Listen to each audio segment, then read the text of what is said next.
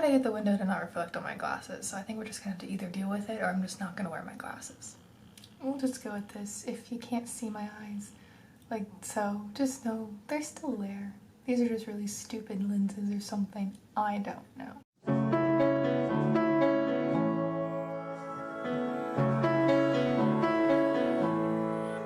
Hey guys, it's Hannah, and today I am doing my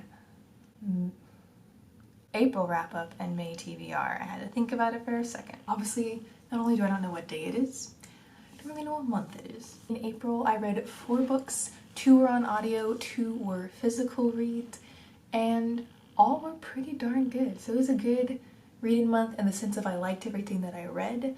I felt like I was reading everything a bit slow, but that's because of circumstances and so much work that I've been having to do lately, but I'm almost done. I'm so close to being done with school. I'll have more time to read soon. Just waiting for the day. But then I realized yesterday that when I finish all of my assignments, I will be a senior. That's a bit scary. The first book I finished was one of the audiobooks. And the audiobooks are basically one and the same, but the first book I finished was Crazy Rich Girlfriend by Kevin Kwan. This is the second book in the Crazy Rich Asian series. If you watched, I believe it was last month's wrap up, then you know that I listened to Crazy Rich Asians on audiobook. It might have been 2 months ago. I don't remember when I finished it, to be honest. But I loved it on audio, whenever I did read it. And I had re-downloaded Libby, and I thought, you know what? I'm gonna listen to another audiobook. And you know what I know is great? The Crazy Rich Asian books. So I put a hold for Crazy Rich Girlfriend and I got it, I listened to it. It was such a good time. These books, they're just great. They're so much fun, they're so crazy, and that's what makes them so enjoyable. I don't know if that quite makes sense, but they're just so out of this world ridiculous that they're so great. Crazy Rich Girlfriend follows kind of more of the characters than the last book did. One thing I like about the books that you don't see as much in the movie is they kind of just follow everybody. And it's very impressive how he can get so many people and so many characters into one book and not make it feel crowded. But he does a really good job of showing you what's happening to everybody and for everybody without making you feel overwhelmed. I will say, sometimes I would like miss the name of who we're talking about and I wouldn't be able to remember who we were talking about based off of circumstances because they're all just crazy rich. But fantastic book. I definitely recommend it on audio. It's a lot of fun on audio. The next book I read was Wildlife by Kina Roberts. This is a nonfiction about her time growing up in Africa, mainly Botswana. She grew up in Kenya for a little bit. And she and her parents and her little sister would jump back and forth between the suburbs of Pennsylvania and Baboon Camp in Botswana, and it was such a good book. Her writing style is like my kind of writing style that I love, where it's the narrative, but you're still telling a story, it's still fun, you're learning, but also it's like you're reading a journal, because you are reading a journal in some way. She talks about writing her journal, and I just absolutely adored this book. And she makes you feel for her and root for her, because she doesn't like going back to Pennsylvania. She always wants to go back to Africa, and when she's upset, you're upset for her. When she's ecstatic, you're ecstatic for her. When she runs into a lion, you're terrified for her. And she just does an impeccable job of making you just completely on her side. I give 5 stars, if you can't tell. Fantastic book. So if you've been around, you know that I was gonna go to a study abroad in Namibia this May. That got canceled, so I'm kind of just reading a bunch of books set in various parts of Africa to kind of make me feel better. I think I'm going to read some more #1 Ladies Detective Agency, which is also set in Botswana. I'm very sad, and so I'm just in the mood for Africa books. So if you have any recommendations of books set in Africa, specifically Namibia, I know some of the later #1 Lady Detective Agency books are set in Namibia, and so I'm kind of working my way towards the Namibia ones, because that's like my main focus right now, because that's where I was gonna go. But if you have any good book recommendations for books set somewhere in Africa, leave them down below, let me know. But Wildlife, highly recommend. It is such a good book, so well written, so well structured, and oh, I almost forgot to mention this, chapter titles. If you read Percy Jackson and the Lightning Thief, like that whole series, and you loved the chapter titles, you need to read this book, because she also has chapter titles, and they are the best.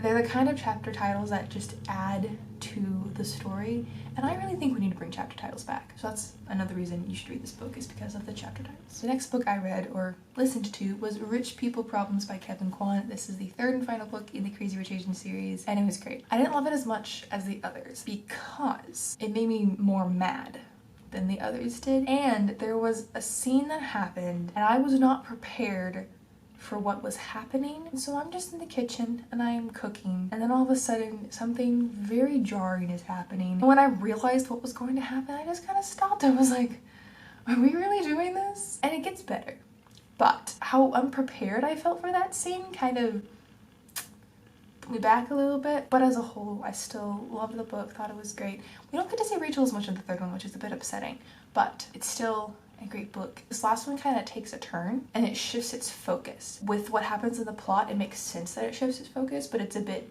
weird to get used to in the beginning because it's just a bit different than the first two. But still really good. Probably my least favorite of the series, but I still really enjoyed listening to it. Highly recommend the audiobook. All that jazz. The final book I read in the month of April is I'd Rather Be Reading by Anne Bogle. This is a collection of essays that Anne Bogle wrote about just her love of reading, her love of libraries, bookstores, reading guilt, reader confessions. It's the delights and dilemmas of the reading life, and that's exactly what it is. It's just a fun, very fast, very quaint essay collection about books and reading and all that that entails. And if you are a reader, which I'm assuming if you're watching a video dedicated to books, you are a reader, I highly recommend you pick up this book because it's one of those things you're like, ah, you get me. You understand. You know what it's like to be a lover of books in this world. And she just captures it perfectly. It's my first Anne Bogle book.